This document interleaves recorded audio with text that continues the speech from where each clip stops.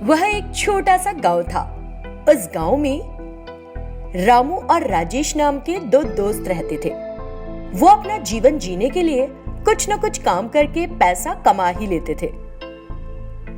एक पूर्णिमा की रात अचानक घंटियों की आवाज सुनाई दी। उस आवाज को सुनकर राजेश ने सोचा, अचानक से इतनी सारी घंटियों की आवाज कहां से आ रही है? तभी राजेश को लगा कि किसी ने उसे पीछे से छुआ। वो जरा घबरा गया और पीछे मुड़कर देखा कि कौन है। वहां रामू खड़ा था। अरे तुम हो? मैं तो डर गया था यार। आज मैं कैसा लग रहा हूँ? तुमको क्या लगता है तुम कोई हीरोइन हो? क्यों पूछ रहे हो मैं कैसा लग रहा हूँ? मैंने गोरा बनने के लिए एक साबुन इजाद किया है। मैं उस साबुन का उपयोग कर रहा हूँ आजकल। अच्छा, और मैं देख रहा हूँ कि जब से आए हो सही से बोल भी नहीं पा रहे। बड़बड़ा क्यों रहे हो? मुझे लगता है कि उस साबुन का प्रभाव है, मुझे खुजली हो रही है। क्या? फिर मुझसे थोड़ा दूर रहो। अगर कुछ डिसीज हुई तो मैं भी अफेक्ट हो जाऊंगा। कुछ नहीं होगा, डरो मत। ये घंटियां कहाँ से सुनाई दे रही है यार? यही तो मैं सोच रहा हूँ। इस तरह दोनों बातें कर रहे थे। इस बीच उन्हें ट्रेन के सायरन की आवाज सुनाई दी। ये सुनकर दोनों हैरान रह गए। ये क्या? आवाज अचानक बहुत जोर के आने लगी। क्या ये ट्रेन हमारी तरफ आ रही है? फिर वे उस ओर गए जहां से आवाज आ रही थी। वहां एक भूत घंटी बजा रहा था। तभी सायरन वाली ट्रेन वहां आकर रुक गई। वो ट्रेन पैसों से भरी थी, जिसे देखकर दोनों दोस्त तो हैरान ही रह गए। घंटी बजाने वाला भूत उस ट्रेन में चढ़ गया। फिर वो ट्रेन वहां से चली गई। ये देखकर दोनों एक दूसरे की तरफ देखने लगे। इसी बीच सुबह हो गई और वे वहां से चले गए। वे एक जगह बैठ गए और एक दूसरे से कहने लगे, रामू, इतने पैसे देखने के बाद तुमको क्या लग रहा है? मैं सारा पैसा अपने लिए चाहता हूँ भाई। हाँ, तो फिर मैं क्या करूँगा? प्लेट पकड़कर सड़कों पर भीख मांगूंगा क्या? ये कहूँ कि पैसा मिलेगा तो आपस में बराबर बांट लेंगे। हंस क्यों रहे हो? हम उस पैसे और भूत के बारे में कुछ नहीं जानते। जाने बिना तुम पैसा बराबर बांटने की सोचने लग गए। हंसी नहीं आएगी तो क्या आएगी? ओ, ये बात है।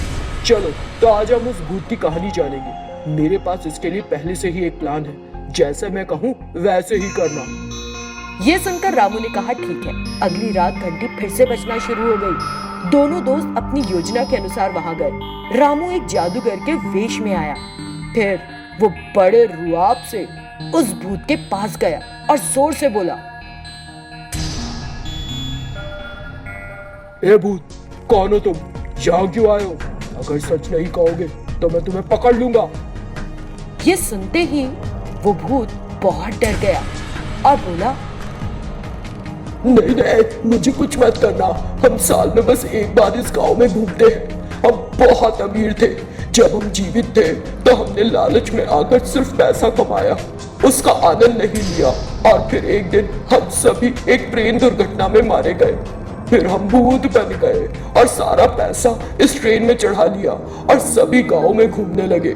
हम भूत बनने के बाद से ऐसा ही कर रहे हैं।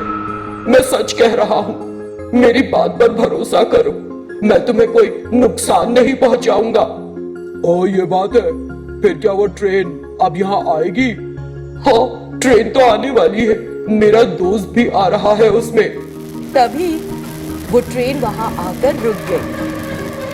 उस ट्रेन के अंदर के भूत ने उसे देखा और कहा, अरे अरे, वो एक जादूगर है। ये सुनकर वो घबरा गया और वहां से भाग गया।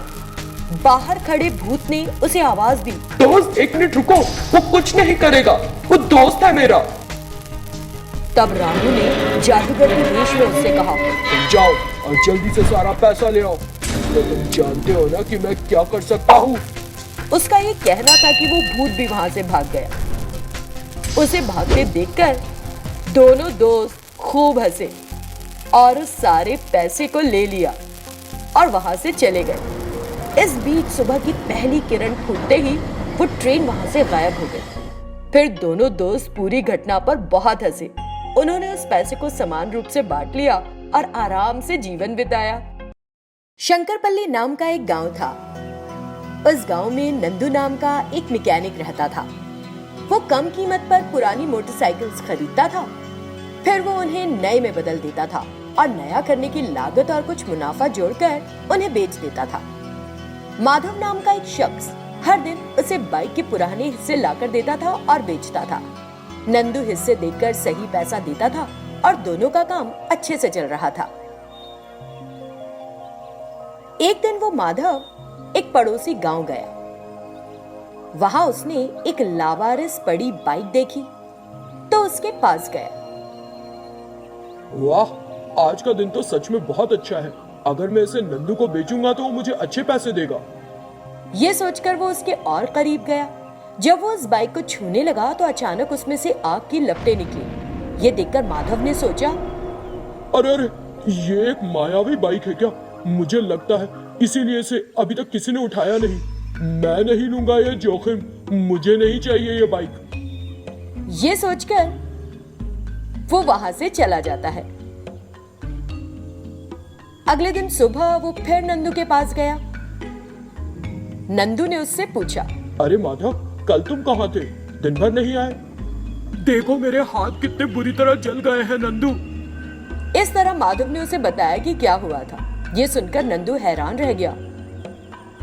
क्या कह रहे हो यार? क्या ये सच है? हाँ सच है, मैंने जो कहा एकदम सच है। तुम चाहो तो मेरे साथ आओ, मैं तुम्हें भी दिखाता हूँ। ठीक है, चलो हम चलकर देखते हैं। फिर दोनों उस जगह गए जहां बाइक खड़ी थी। उस बाइक को देखकर, ये बाइक तो काफी समय पहले की है। बहुत कम लोगों ने अब तक ऐसी बाइक का इस्तेमाल किया होगा। अगर हम इस बाइक की मरम्मत करें तो हमें बहुत पैसा मिलेगा। भाई, आप इसकी मरम्मत करके इसे बेचकर कमाने की सोच रहे हो? पहले से छुओ तो। मैं देखना चाहता हूँ कि तुम्हारी बात सच है या नहीं। छुओ जरा। भाई मैं नहीं छूऊंगा, मेरे हाथ पहले से जल गए। आज तो ये मुझे पूरी तरह से जला देगी। मैं नहीं कर पाऊंगा ये, आप खुद छू लो। बड़े डरपोक हो यार तुम। देखो मैं छू रहा हूँ इसे। इतना कहते हुए उसने उस बाइक को छुआ, लेकिन इस बार कोई आग की लपट नहीं उठी। ये देखकर माधव चौंक गया।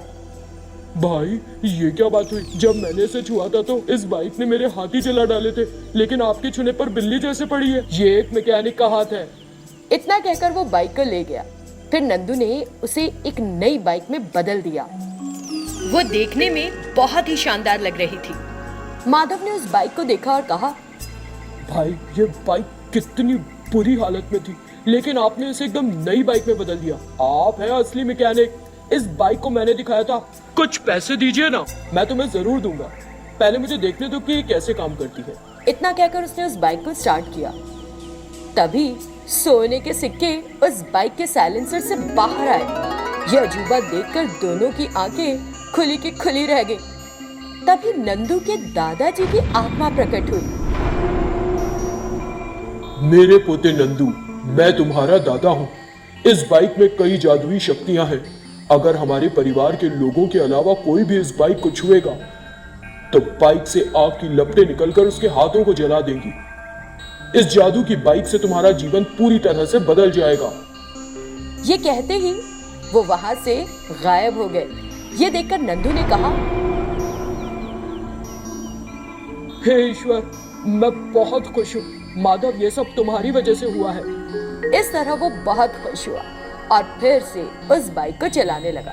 उसमें से सोने के सिक्के फिर से बाहर निकले। नंदू ने वो सोने के सिक्के माधव को दे दिए। माधव बहुत खुश हुआ और बोला, भाई मैं पुराने हिस्से लाकर देने का काम अब और नहीं करूंगा।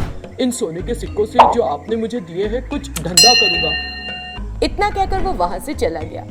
नंदू को उस मैजिक बाइक के जरिए बड़ी रकम मिली और वो बहुत अमीर हो गया।